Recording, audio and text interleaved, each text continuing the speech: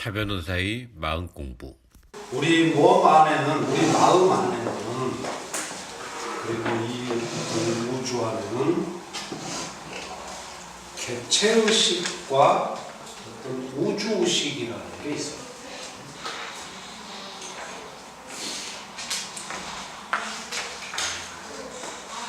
우리가 어떤 번뇌망상에 막 시달릴 때, 그때 정신을 탁 차리면 내가 번뇌망상에 막 헤매고 있는 그 상황을 보는 자가 문득 있다는 걸 느낀 적 있습니까? 그러니까 빠져서 계속 헤매고 있는 이 사람은 이제 결국 정신병자가 되겠죠. 이 사람은 못 헤어나오고 우울증 환자가 되고 말겠죠. 그렇지만 보통의 통상인들은 본인이 그걸 뚜렷하게 감지는 못하지만 내가 내 마음이 미쳐가고 있구나, 이거를 아는 순간이 있다. 바라보는 자가 있다는 거죠. 그러니까 번뇌망상 속에서 이렇게 헤매고 있는 이 자는 이름이 누구예요? 이 자는 자아지, 자아. 자아가 그러고 있는 겁니다. 내가 그렇게 중시하는 내 자아가 지금 어딘가에 헤매고 다닙니다.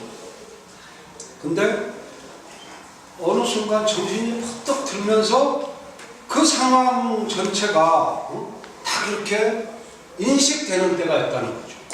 그거는 이미 자아를 보고 있는 거죠. 자아가 아니지. 자아를 넘어서 무언가가 있는 거죠. 그러니까 우리는 평생을 살아가면서 그걸 희미하게 느끼지만 부처님이나 예수님, 노자, 장자 같은 분들은 명상을 통해서 그 실체에 접근하죠.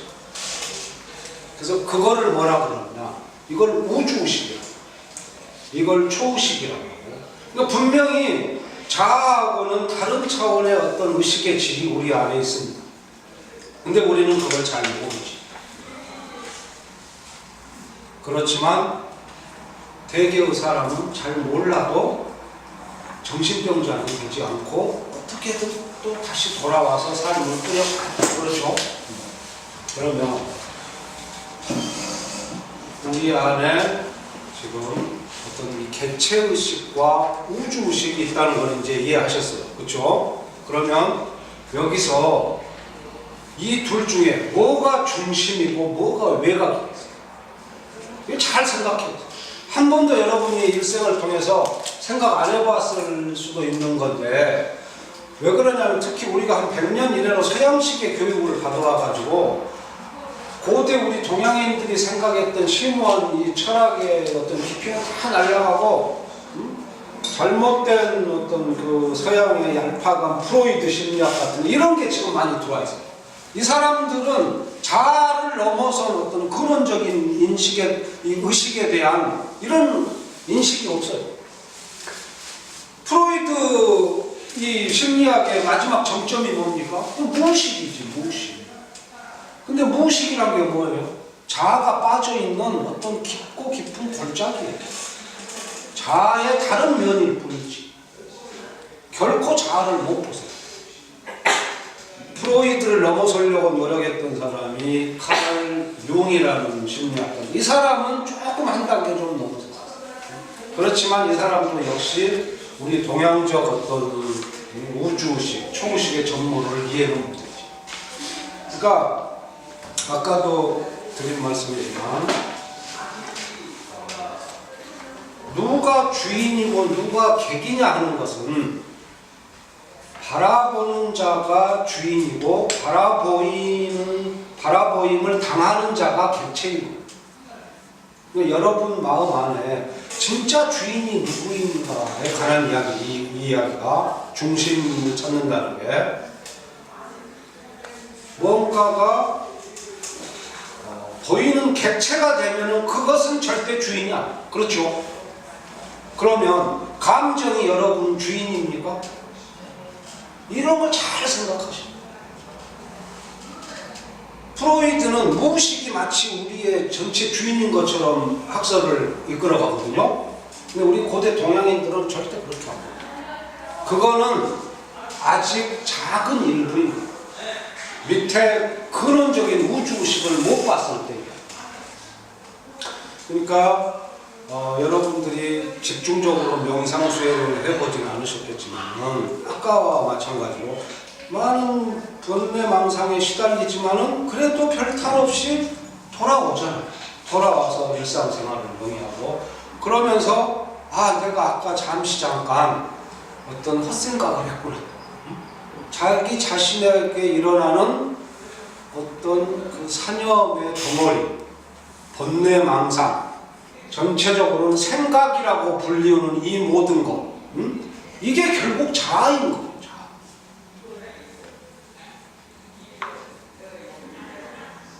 우리 지금 심리학적인 편견 속에 하나가 자아가 마치 실체인 것처럼 주장하는 사람.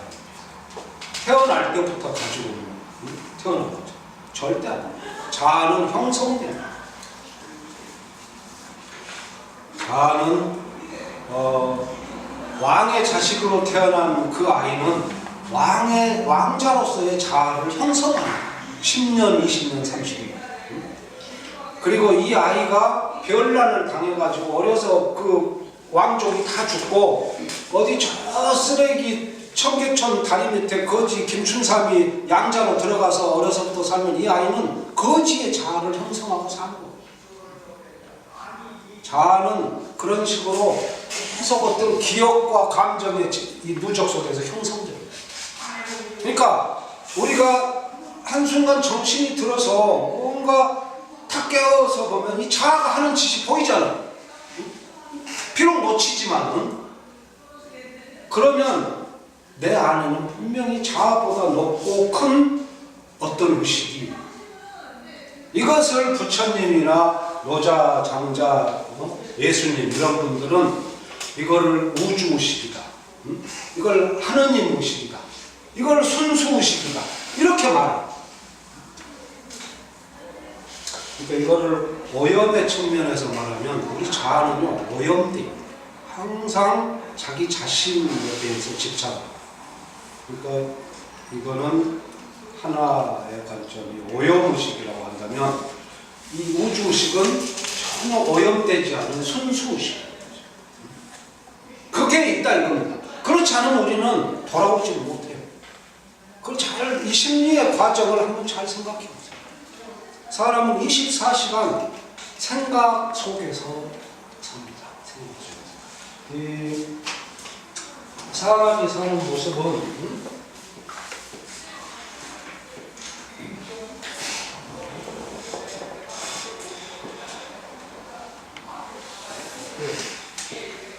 우리 마음 안에서 일어나는 어떤 그 보이지 않는 현상을 그림으로 그려보는 거고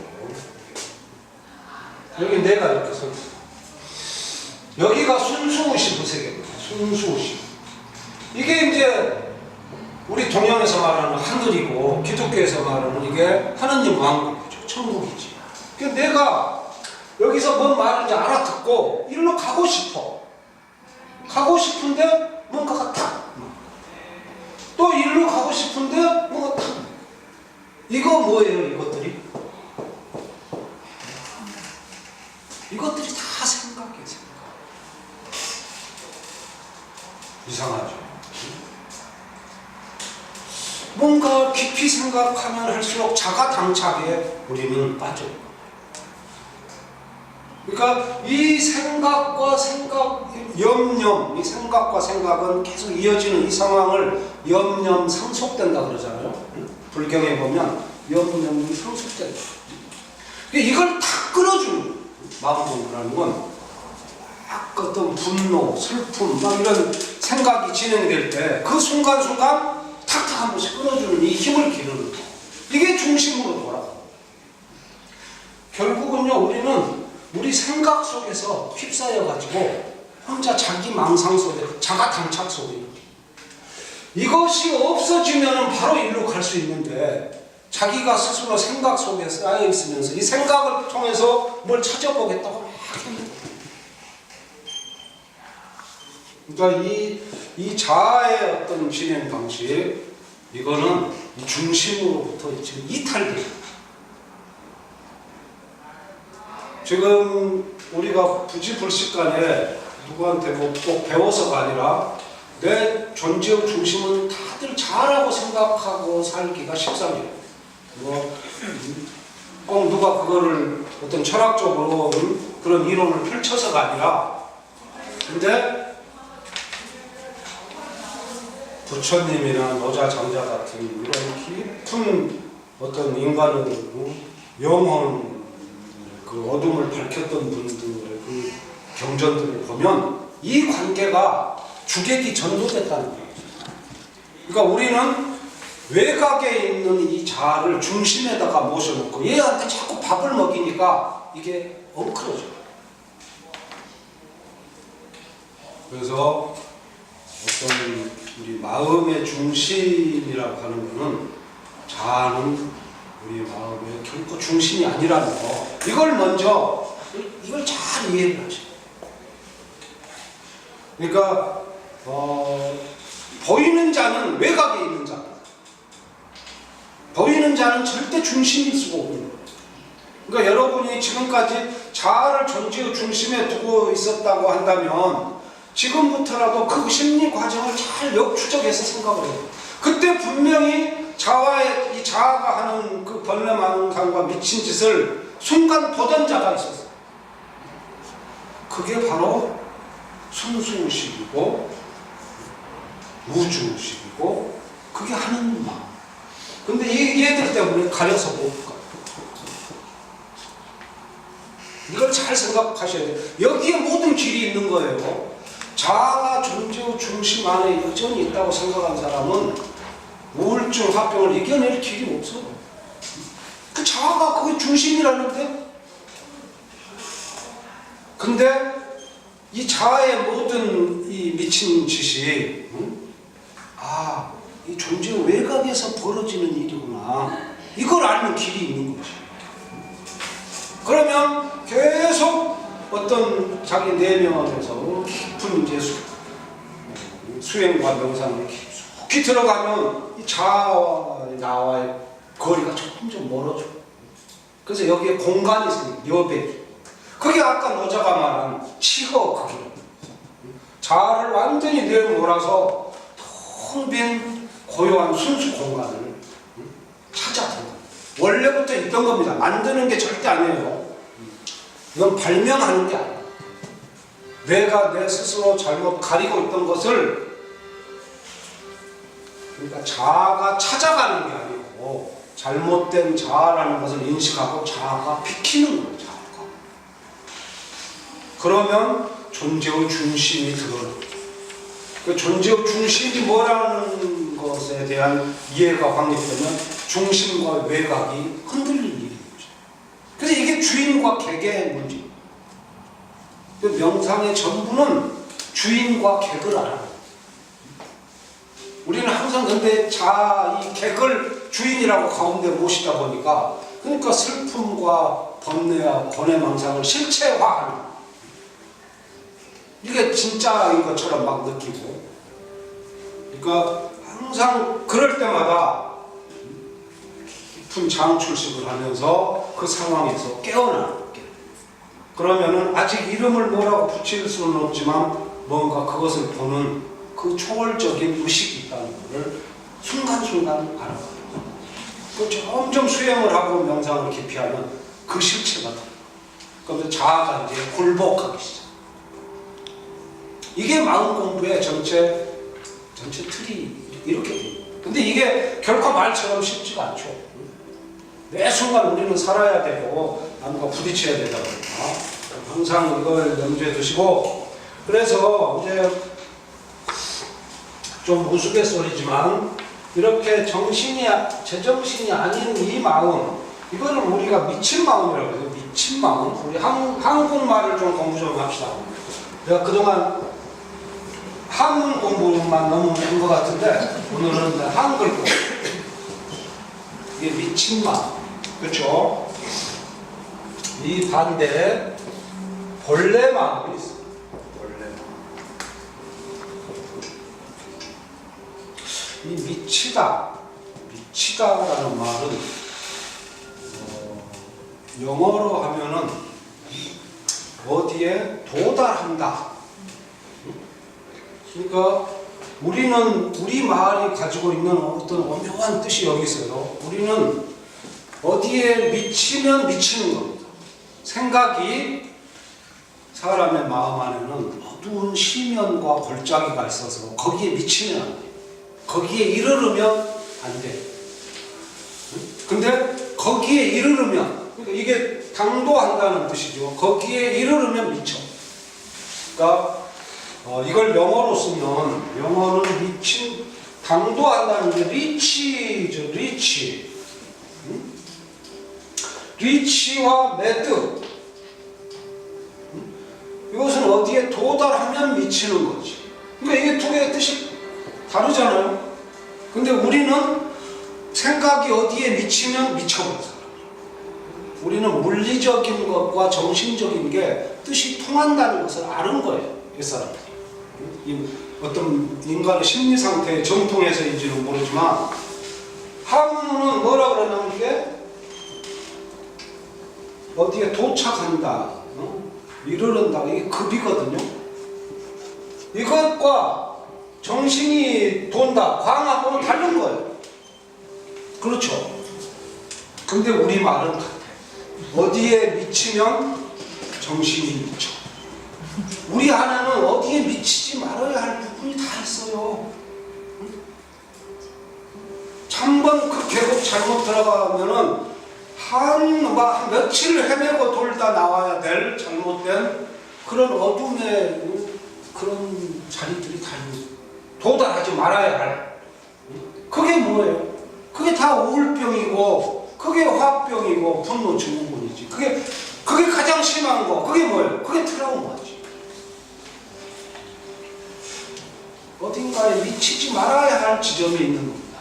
존재의 심연이 있어요. 그러니까 한 생각이 이게 가운데 오롯이 중심을 지키고 있어야 되는데 뛰쳐나가면 위험이 닥치는 거죠. 그래서 우리가 그 정신이 이상한 놈을 뭐라 그래요? 정신이 나갔다 그러죠. 나갔다. 이 정신은 나가면 안 되는 거예요. 정신은 그 자리에 중심의 주변에 거기서 가만히 이렇게 있어야 되는 거예요. 정신이 나가면 안 돼요. 그래서 나갔던 놈이 정상이 되는 건 또 뭐라 그래요? 이건 정신 들었다. 정신이 들기도 하고 날기도 하는 거네. 그쵸? 우리 말이 이런 깊은 뜻이에요. 우리 정신은 어딘가에 미치면 안 됩니다. 그러면 사고가. 그 지점에까지는 절대 가면 안 돼요. 이런 거.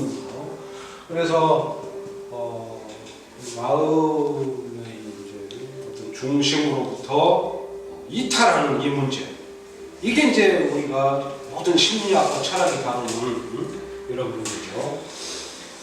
그래서 이 중심으로 돌아가지 못하면 생기는 이 집착, 이 번뇌망상, 우울증과 이 모든 정신적인 이 병, 이거를 기독교 성경에서는 뭐라고 그러냐? 이걸 탕화라고 합니다. 탕화. 제가 이 탕화에 대해서 기존에 해석하는 지금 다른 해석을 몇 번 지금 내걸고 있는데 자세히 보면 볼수록요, 예수님 말씀하는 탕화는 진짜 육체적으로 헐벗고 돌아다니는 그런 탕화는 아니에요. 여기 기독교 신도들도 계시고 불교 신도들도 계시겠지만 경전을 잘 읽다 보면은 그게 비유라는 걸 알 수 있어요. 이 탕화라는 것은 이 벌레만, 여기가 아버지의 집이잖아요. 여기가 아버지의 집인데 이 아버지의 집으로부터 이탈해서 어딘가를 막 헤매고 다니는 이 마음을 탕화라고 해요. 그러니까 이게 이제 불교에서는 부처님은 이거를 철학적으로 이걸 번뇌망상이다 이렇게 딱 분석을 하는데 예수님은 이걸 비유적으로 얘가 탕화다. 그래서 얘가 나중에 돌아온 탕화가 돼가지고 아버지를 만나는 이게 마음 공부의 전체 흐름이죠. 그래서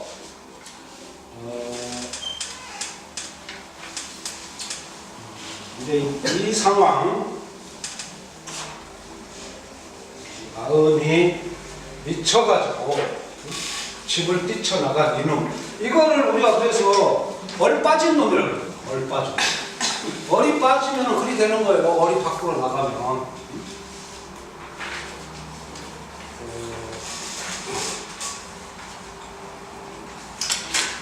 얼이 빠진 놈은 사람이 어찌 되죠? 얼이 벙벙해져. 얼이 벙벙해진 이놈을 뭐라 그래요? 얼간이에요. 얼이 갔다. 얼이 어디로 나갔어. 얼이 가면 안 돼요. 얼은 안에 있어야 돼. 근데 얼이 어디로 가버렸어. 이게 얼간이에요. 알맞다라는 말의 원래 원뜻이 얼맞다에서 온 거 아세요? 얼이 적정 상태를 유지하는 거예요. 얼맞다가 알맞다고 저는 국어학을 공부하시는 분들 아시죠? 우리 말 안에 이 오묘한 뜻들이 참 많이 있어요. 그래서 이 얼빠진 놈을 제대로 하는 게 이게 뭐예요? 얼차려.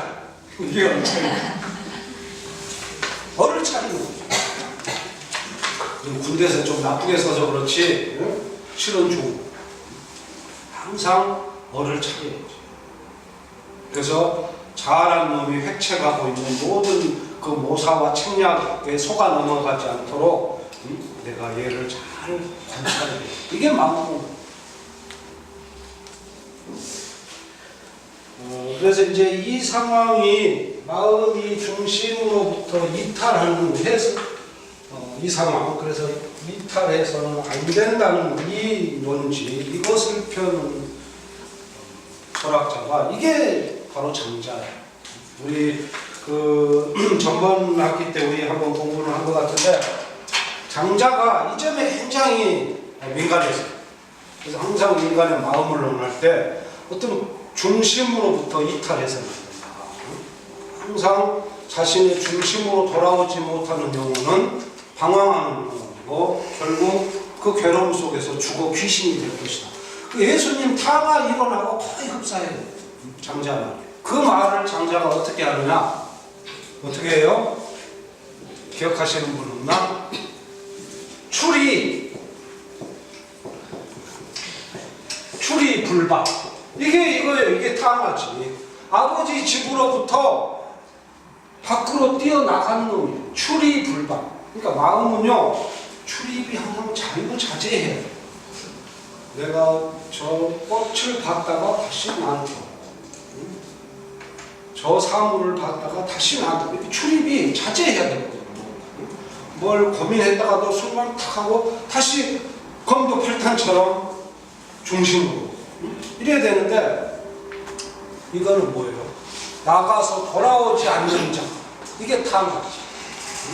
이게 기독교상에 아버지 집을 잊어버리고 헤매는 그 자리. 이런 이 자는 어떻게 된다고 되어 있냐? 장자에 보면 출이 불방 견 기. 그 자는 결국 죽어 자기 자신의 귀신을 보니라.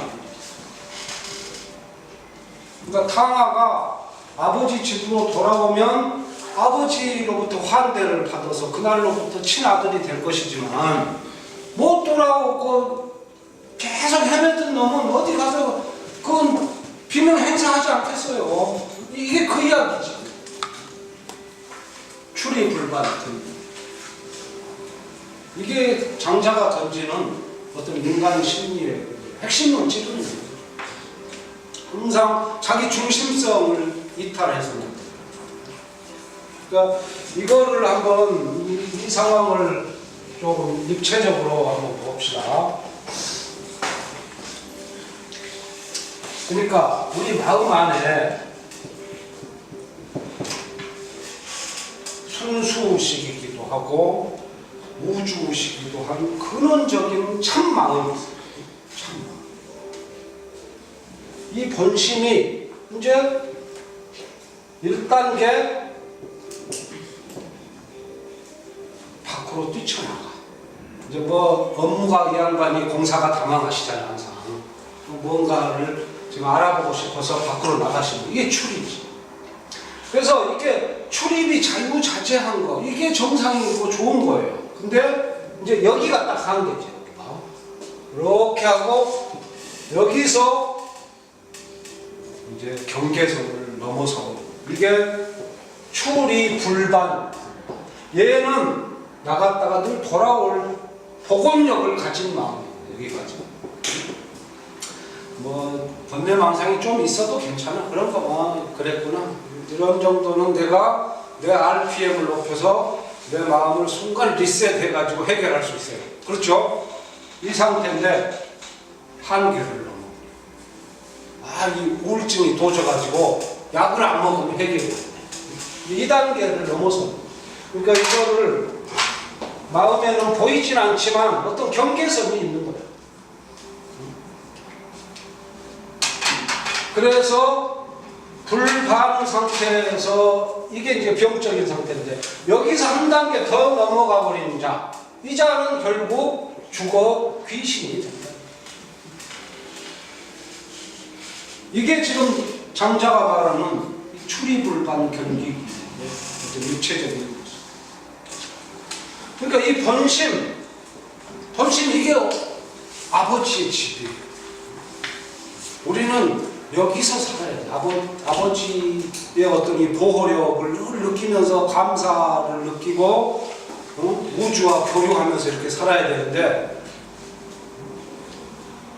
이 번심, 이 아버지의 집을 우리 천부경이라는 책이 있습니다. 우리 한국인이면은 아실 만한 우리 한국 오래된 고대 철학 서적인데 좀 덜 알려지긴 했지만, 천부경이라는 책은 불과 81자로 된 아주 철학적 단편인데, 거기에 보면 이 번심을 뭐라고 그러냐면요, 아주 이걸 명확하게 이렇게 번심 통태야.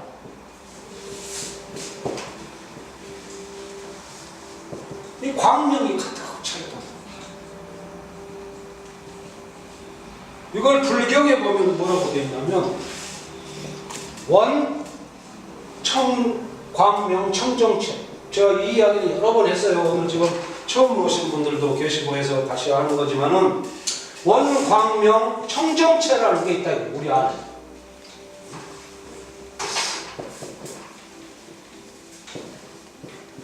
기독교에서 말하는 이 아버지 집이 이렇게 광명이 넘쳐. 이게 이 관계를 명확히 하셔야 돼요. 지금 이 자아는 뭔가를 찾으러 나가는 거예요. 그러니까 심대한 착각을 한 겁니다. 밖에 나가면 뭐가 있을 줄 알고.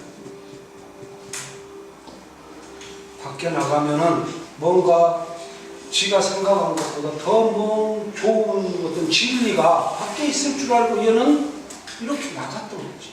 근데 실은 여기가 광원의 덩어리가 여기 있는 거예요. 광원의 덩어리가. 그러니까 이 광원으로부터 멀어져 가면 갈수록 여기는 어두운 거죠. 이걸 잘 이해를 해보세요. 이걸 깊이 이해를 해보세요. 뭔가를 찾으러 우리가 인생이 정말 재미도 없고 이게 해봐도 제대로 성취도 없고 그래서 나는 뭐를 해서 막 저 멀리 가서 뭘 찾아봐야 되겠다. 어디 돌아다녀. 결국 이거는 이 마음의 근원적인 구조 자체에 대한 이해가 잘못되어 있어요.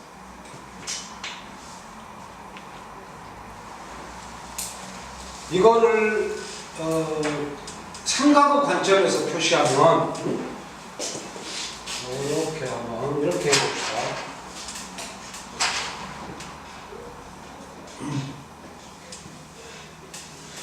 이 하느님의 집 안에 여기에서 완전히 어떤 충족된 영혼은 생각이 없어요.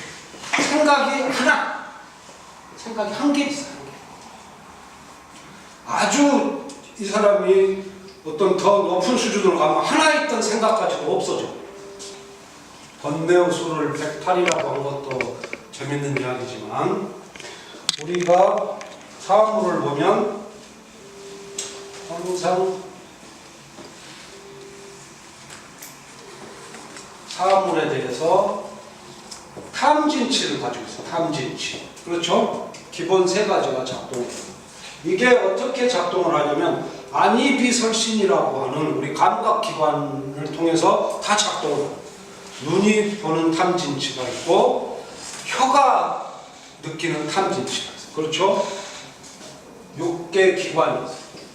그럼 그때마다 쾌와 불쾌를 판단합니다. 아, 이거는 내 스타일이네. 이거는 별로네. 항상 판단합니다. 그리고 이게 과거, 현재, 미래에 펼쳐집니다. 그러니까 3 곱하기 6 하면은 3, 6, 18이죠. 다시 2, 3은 6이죠.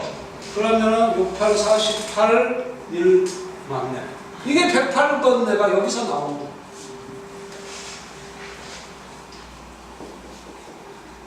기본은 이제 여기 시작하겠죠. 이런 식으로 아무튼 마음이 계속 중심을 잃고 분산됩니다. 저는 이 우리 천부경이 비록 글자 수 몇 개 안 되는 작은 책자지만 이 단 6글자 이것을 명확히 한 이것만으로도 불경이나 성경에 뒤지지 않는 위대한 저는 철학책이라고 생각합니다. 경전이라고 하는 것들요 잘못 들어가서 보면 이런 명확한 답이 없는 책들도 많아요. 인간의 근원의 이 본마음 여기가 광명체다. 여기가 광원이고 일로 돌아가는 것이 마음 공부고 여기서부터 밖으로 나아가면 계속 분산돼서 어둠 속에 빠진다. 이거에 대한 명확한 이해를 제대로 정의하는 그런 경전이 결코 많지 않습니다. 뭐 책이 아무리 두꺼워도 많죠.